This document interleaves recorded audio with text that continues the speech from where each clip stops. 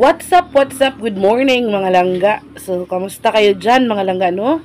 So, for today's video mga langga ay maaga pa lang po ay nakagayak na po kami mga langga. Kasi po may pupuntahan po kaming buong pamilya mga langga kasama si Papa, of course. Si Insik, ako, tsaka si Levi mga langga. Kasi yan po si Levi, naghihintay po siya sa amin na matapos gumayak mga langga kasi magkakapi kami dyan mga langga, no? So, ayan, transform into may kilay na tayo mga langga. No? So, for today's video ay pupuntahan po natin si Inday Lucy sa kanyang school mga langga. Kasi today ay pictorial niya po doon sa kanyang school. Since malapit na po siyang mag-graduate, so kailangan po daw mag-pictorial. At kung nakikita nyo po at napapansin nyo, naka-pink po tayo dyan kasi po yun po yung gusto niya na motif mga langga. No? Yan po yung gusto niya na motif mga langga, yung pink mga langga. Kaya ayan, si Papa din naka-pink, ako si Insik, tsaka si Levi mga langga. Yun po yung gusto niyang kulay. Kaya sino ba naman tayo, no, para humindi? I'm so grateful po mga langga dahil po pinasama niya po ako sa pictorial, di ba mga langga? So I'm so grateful and thankful for this humble and beautiful family mga langga kasi po talagang itinuring po nila akong isa sa membro ng kanilang pamilya mga langga, no? So yun po, hindi na po natin patatagalin. Nagsuot po tayo ng helmet dyan mga langga for safety purposes. Ayan po, maya dyan, umalis na po kami ni Insik mga langga. Si Papa po ay nakasakay po kay Levi sa motor po niya. At ako naman po ay sa motor ni Insik mga langga, no? So maaga po kaming bumiyahe dyan mga langga, nasa mga alas 5 ng umaga po mga langga. Sobrang aga po namin umalis para po hindi po kami abutan ng sobrang init. At the same time, hindi po tayo abutan din ng traffic mga langga, no? So, ayan, nakikita nyo po ang paligid at talagang nagpapasalamat to kay Lord kasi po binigyan nyo po tayo ng napakaganda ding weather, napakagandang panahon mga langga. So, maya-maya nyan mga langga ay iinit na naman, kaya inagahan po namin mga langga, no? Iwas na din po sa asthma ni Papa mga langga kasi bawal kasi siya sa sobrang init mga langga, no? Kaya ayan, nakikita nyo po yung kapaligiran, sobrang ganda, luntian, green na green, napakaganda sa mata mga langga. Habang nagbabiyahe ako ay talagang kami pala ay nagmumuni-muni po talaga ako dyan, no, sa kagandahan ng lugar. Nagpapasalamat tayo kay Lord kasi binigyan niya tayo ng napakagandang panahon. Nakikita natin ang kagandahan ng lugar mga langga, no. So ayan, thank you din kay Inday Lucy kasi first time ko din pong masubukan ng ganitong pictorial mga langga. Ever since in my entire life, hindi ko po nasubukan ng mga ganyan-ganyang mga pictorial mga langga, no? Kaya medyo kinabahan tayo ng slight mga langga, no? And ayan, maya-maya po dyan mga langga ay malapit na po tayo sa Sugod bayan ng Sugod mga langga. So nakita niyo po marami na ding mga motor at nandiyan na po tayo sa highway mga langga, oh. Kaya extra careful tayo dyan mga langga, no? Medyo mataas-taas po talaga ang oras ng ating pagbiyahe mga langga. So it takes 2 hours po bago makarating papuntang Tabugon mga langga, no? Kaya sobrang patient talaga kasi masakit na sa puwet mga langga, pero gura pa rin kasi para po kay Inday Lucy, para po sa ating bunso, suporta natin sa kanya mga langga, no, sa pamagitan ng pagsama sa kanya sa lahat ng kanyang mga achievement sa buhay mga langga. Kaya maya niyan, huminto na po kami sa harapan ng boarding house ni Inday Lucy, fixing ourselves first bago natin puntahan siya. Kaya ayan mga langga, maya din ay lumabas na si Inday Lucy sa kanyang boarding house at pinapasok niya po kami doon mga langga, no. So dyan po nagbo-board si Inday Lucy sa Tabugon mga langga. Marami din siyang kasama dyan mga langga, mga kasama niya sa taga-Bukid ba, mga nag-aaral din sa Tabugon, sa Sitio Tabugon mga langga, no. Kaya ayan po si Inday Lucy, ang aming pinakagwapo at pinakamagandang bunso mga langga, no. So konting kembot na lang at matatapos na din siya sa kanyang paghihirap sa pag-aaral mga langga. At talagang bilib na bilib kami dito sa bunso namin kay talagang nagpupursige po talaga siya para sa kanyang pangarap mga langga, no. I salute you, Undong. Yan po siya mga langga. So nagpapahinga lang po kami dyan mga langga, no, kasi sobrang layo po talaga ng pinanggalingan namin at masakit na sa puwet, kaya nag-inat-inat po kami dyan ng very very light mga langga. And maya ay pumunta na po kami sa school niya mga langga. Malapit na naman po yung school niya sa kanyang boarding house mga langga, no? Kaya, ayan, iniwan niyo po kami sa pansamantala mga langga kasi meron daw siyang pinaprint na importanteng dokumento mga langga, no? Kaya, tamang hintay na po kami dyan sa may waiting shed. Yan po, si Papa, si Insik, tsaka si Levi mga langga. So, dyan po kami nakapark sa harapan ng kanilang school mga langga. Nakikita namin, maraming mga upuan na nakahilera, no? Sa kanilang, parang, ano yata nila yan? Kanang may program yata sila mga langga, no? Kaya maraming upuan. Kaya, first time ko nakarating dito sa school nila ni Inday Lucy, mga langga. So, how many times po na akong nakapunta doon sa kanyang boarding house. Pero ngayon lang po ako nakarating dito sa kanyang school. Kaya, tinitingnan ko talaga yung paligid ba. No? Maganda din naman dito, mga langga. Kahit medyo maliit lang yung university, pero maganda naman siya talaga. Marami ding mga mag-aaral. Marami ding school, mga nasa likod yung mga building ng school dyan, mga langga. So, ayan, si Papa po nagtatanong kung asan daw si Inday Lucy, mga langga. Sabi ko, kaya tamang paprint, kaya tamang hintay lang po kami dyan. Kasama yung mga pasahero na yan, mga langga. Yung iba, dyan siguro nakatira, nakikiupo lang din. Then, maya-maya, ayan, dumating na si Inday Lucy, no? At sinundo na niya kami kasi papasukin niya kami doon sa kanyang paaralan, sa kanyang school ba.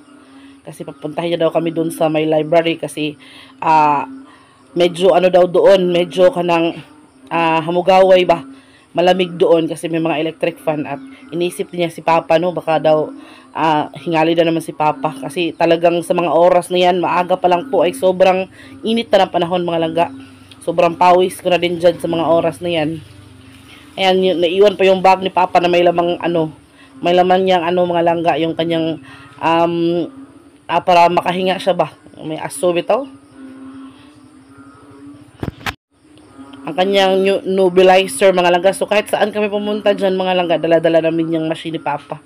Kasi hindi namin alam, no, baka takihin siya ng kanyang hika ba or kanyang asthma. At least ready tayo, no. So yung babae niyan mga langga, barkada din yan Inday Lucy. So dyan din siya nag-aaral sa Tabugon. Kaso hapon pa siya yung klase niya mga langga at kasama siya sa pictorial mga langga. Kaso lang sabi niya wala daw siya pink. Kaya ayun, okay lang din mga langga. And nag-joke ako sa kanya na kapag magkatabi kami mga langga, para kaming number 10. Kaya sobrang tawa niya po sa akin mga langga, no. So yan, nakapasok na tayo dyan sa library ng school nila ni ni Inday Lucy mga langga.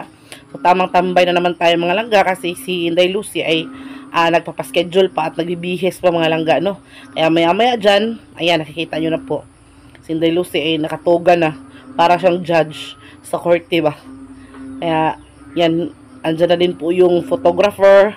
So, parang dalawa yata yung magpipicture dyan o tatlo mga langga, no. So, ayan, nervous na ako dyan mga langga, no, kasi first time tayong mag-aura-aura dyan mga langga. Tapos, yung nasa harapan, marami pa mga parents and students.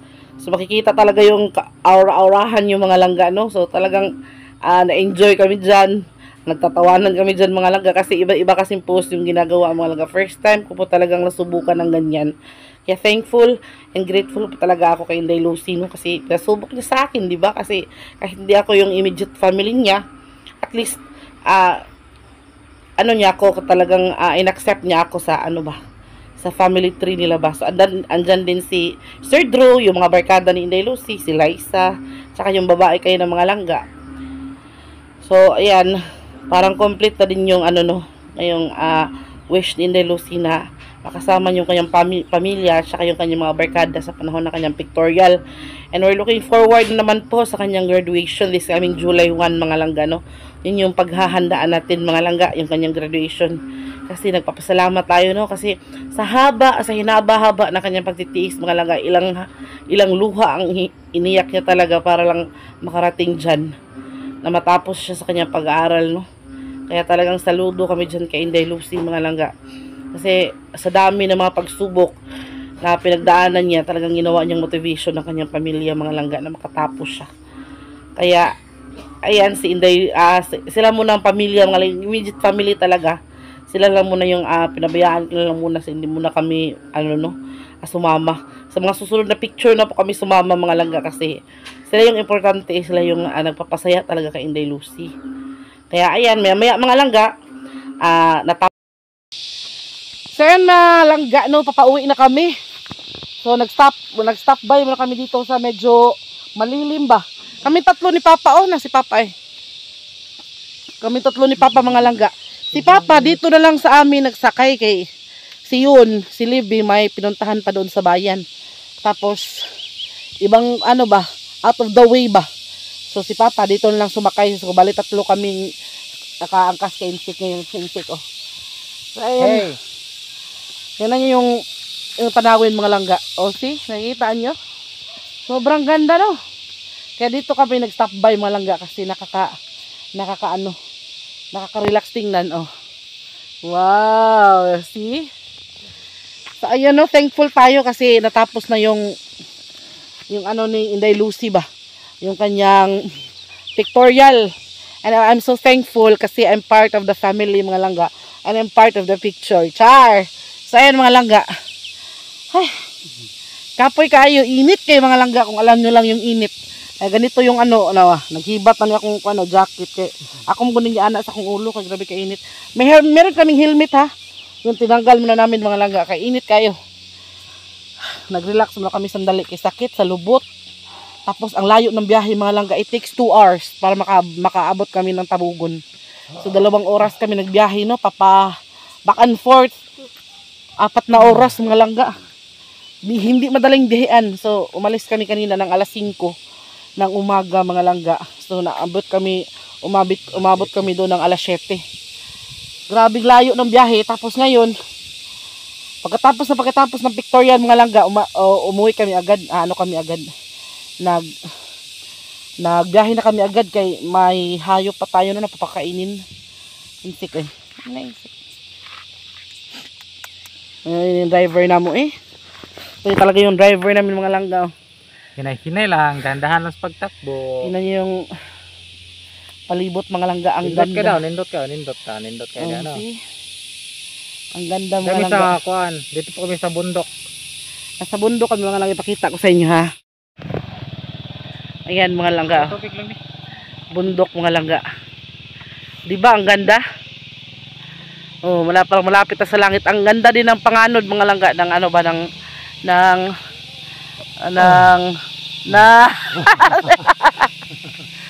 ang ganda ng tanawin. Oh.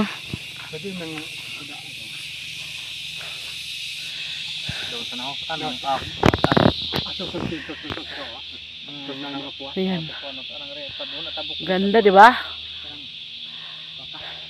May mga bahay pa dun. Doon sa tuktok ng bundok na yun. Doon, may bahay pa dun. Oh, mga bahay, oh. Nasa tuktok ng mga bundok, mga langga. Diba? Ganda dito. Maya aalis na din kami, mga langga. Ayan, oh, motor. Papa, oh, gwapo na gwapo.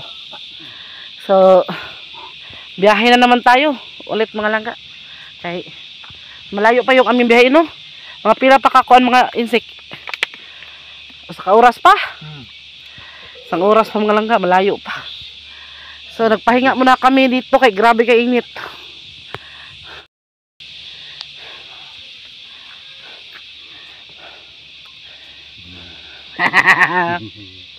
Yung gwapo. Ayan, oh. Diba? So, hindi na kayo mga langga. Biyahe ulit tayo kay 1 oras pa daw bago tayo umabot sa amin, sa bahay namin. Sa bukid. So, let's go sa pakapin mong go. So, ayun mga langga, nakarating na po kami dito sa bahay, no?